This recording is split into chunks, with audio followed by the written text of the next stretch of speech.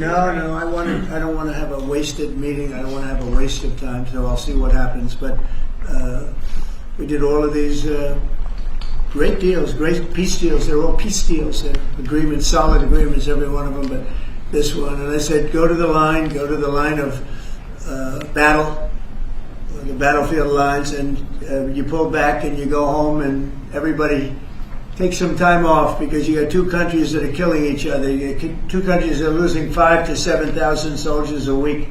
So we'll see what happens. We haven't made a determination. We stand great, and the people of India, I love the people of India, and we're working on some great deals between our countries. I spoke to Prime Minister Modi today, as I mentioned before, and we just have a very good relationship.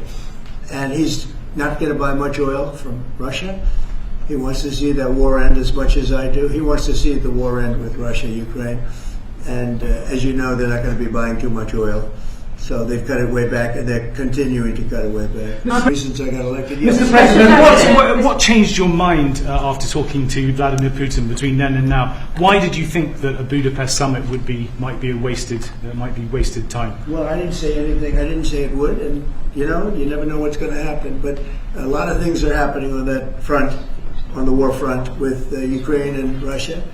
And we'll be notifying you over the next 2 days as to what we're doing. Did you hear something? A lot of things are happening. Did you hear something? I think we're going to get it solved. Yeah, please. Mr. President, on Ukraine, do you still see a chance for a ceasefire? And what is Putin asking for? Do you still see a chance for a ceasefire? And what is Putin asking for?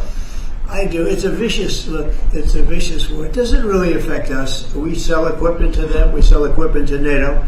And NATO gives it to Ukraine, but we don't pay anything anymore. Biden spent $350 billion. The war would have never happened if I were president. Would have never, not even a million years. And Putin knows that too. Would have never happened.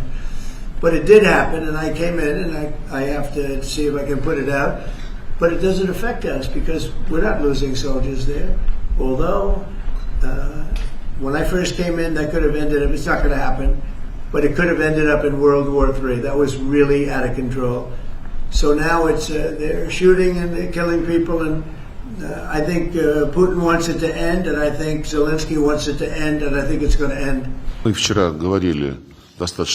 We talked with Marco Rubio in great detail yesterday in accordance to the agreement reached by our presidents on October 16th during their phone call. We confirmed our determination to move forward in accordance with the agreements reached by Presidents Putin and Trump in Alaska and during their phone contacts.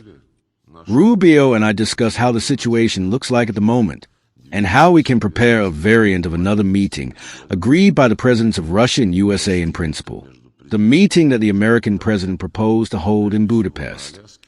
The main thing is not where or when. The main thing is how we practically move ahead with the tasks agreed upon in principle in Anchorage. We agreed to continue these phone contacts to better understand where we are and how to move ahead in the right direction. I was surprised to read today that, according to CNN, the Putin-Trump meeting might be postponed because after my yesterday's call with Marco Rubio, I will quote, U.S. official concluded that the Russian position has hardly changed recently and is still in line with its initial maximalist demands. Dishonesty of most Western media is notorious. CNN is not an exception. I want to officially confirm it. Russia has not changed its position compared to the concepts reached during the lengthy Putin and Trump talks in Alaska. These concepts are based on understanding reached there and then.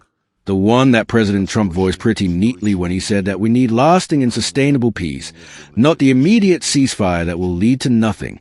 We stay completely true to this formula. And I confirmed it yesterday talking to Marco Rubio.